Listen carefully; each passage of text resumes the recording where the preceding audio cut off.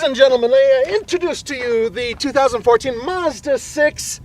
Thank you, Mazda, for bringing sexy back. Coming up next on the Fast Lane Car.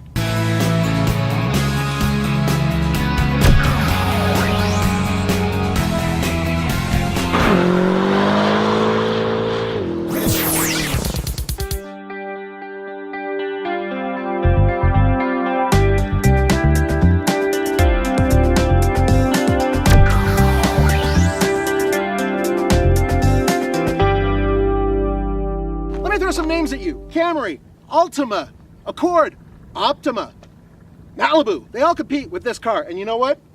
I'm sorry. They don't hold a candle to its styling. I mean, just look at it. It's sexy. It's got curves. And it starts at $21,000 for the base model. The Grand Touring, this one here, loaded to the gills, just over $30,000. It's a pretty good deal.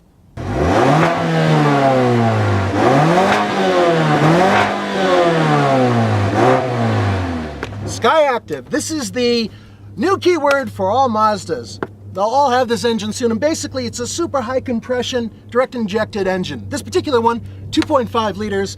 It is a 4-cylinder engine that has 184 horsepower and 185 pound-feet of torque.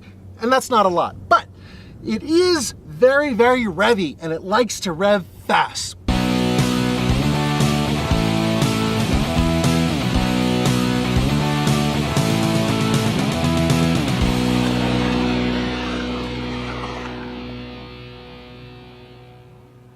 And more importantly, to some of you out there, there will be a turbo diesel version of this coming very, very soon.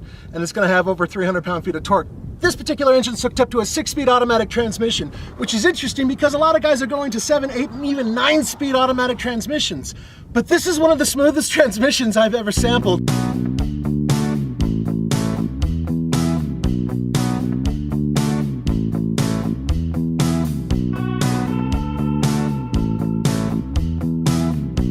It's a very nice interior. Mazda did a very smart thing by using different color stitching and slightly different fabrics and materials to make it look more premium.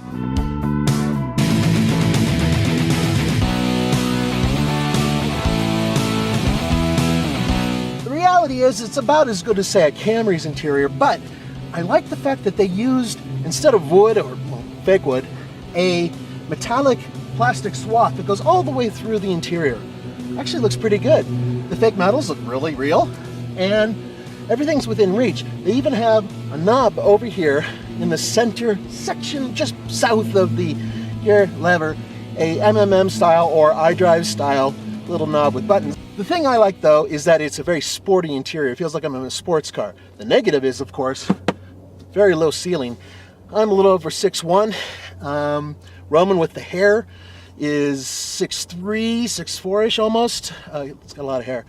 No, he's actually 6'2", but the point is that we can fit, but not with a lot of extra headroom. Good legroom though. Best of all though, check out the back. I sit comfortably behind myself. Once again, I'm a little over 6'1", seat's not quite all the way back, and I have some pretty good legroom. And the seat is nicely scalloped in case I have even bigger legs like the freakishly long ones on Roman. Headroom's okay too. When I lean my head back, I'm not touching the roof, and that's rare for a car with such an excellent looking roofline. Trunk space is pretty good. It's a little shallow, but it'll hold at least 1.5 Nathans, and we all know that means about 2.5 big golf bags.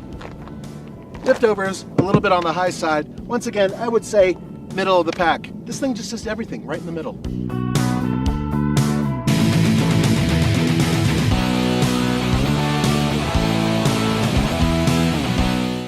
Ride and handling is really good.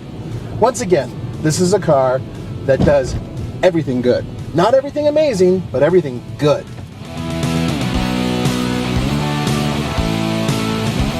I would say, I've driven the Honda Accord, the new one, and it rides a little bit better. It's a little bit, the sound deadening's better. There's the dampening's a little bit better, but this is a little bit more sporty. It has a little bit more, how would you put it? Liveliness in it, a little bit more Viagra in it, maybe a little bit more lead in the pencil. It's better. in that respect. So going around a corner, normally the steering is really light, and it's not my favorite thing in the world, but once you start speeding up and you start pushing it through the corner, the steering is nice and heavy, but not crazy heavy. So it's cutting the difference between really light, really heavy. It's right there in the middle. Once again, in the middle.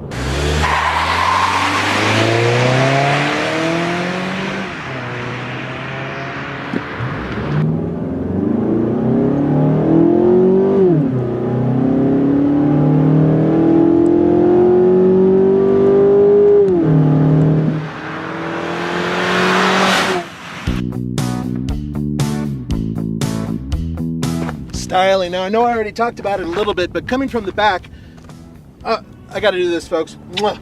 Slap the rear. It's so good looking.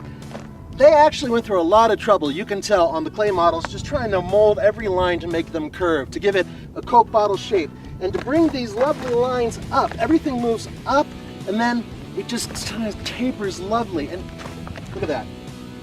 Huh? Metal bar back there? Had to do it twice. A couple issues. I come back to this teeny weeny screen for navigation. You have to focus on it so much that you really have to take your eyes off the road, and that's not good. Mazda seriously has this problem through their entire line of vehicles, these tiny little navi screens. So they need to make those bigger. I mean, hell, the Dodge Dart's nearly twice the size of this screen, so it needs to grow. I also have to give it up for these beautiful 19-inch wheels. I highly recommend them. They are just simply gorgeous. Look at that little rotary thing going on over there. Woo! Nice! You may have noticed that I didn't stand in front of this car once during this entire video, and there's a very good reason. Because you didn't want to see me, you wanted to see this, and I don't blame you. Dude, I know it's obvious. I love this car.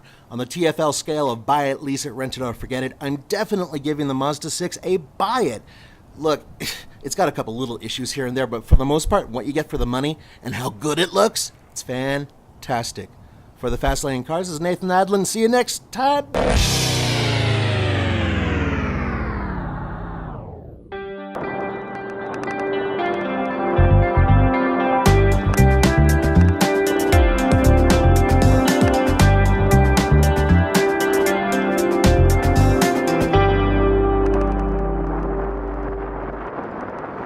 Nathan Adlin here with the Fast Lane Car, and look what I've got for you guys.